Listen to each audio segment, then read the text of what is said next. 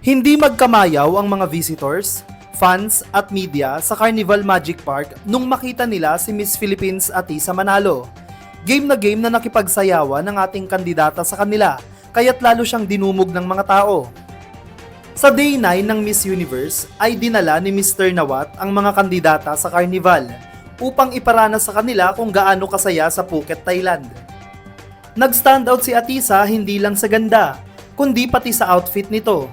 Halos lahat kasi ng ibang mga delegates ay naka-evening gown, samantalang si Atisa naka-mini dress lang, pero sobrang bumagay sa tema ng park, kaya nagmukha siyang Carnival Queen.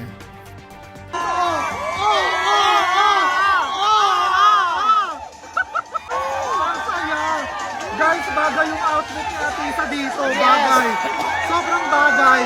Para sa part ng cast ng Carnival. Ang galing!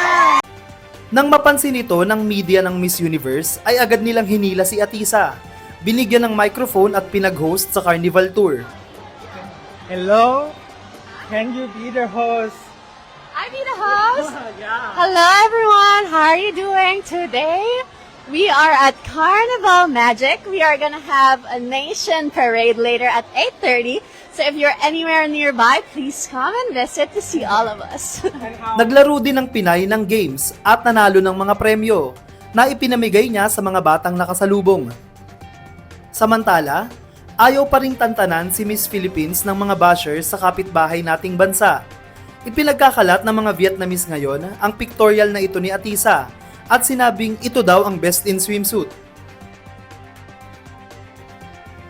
Sa tingin mo, sa kabila ng mga pambabash, gaano kalakas ang laban ni Atisa sa corona? Siya na nga kaya ang ikalimang Miss Universe ng Pilipinas? Put your comments below. At upang maging updated ka sa laban niya sa Thailand, huwag kalimutang mag-subscribe at i-click ang notification bell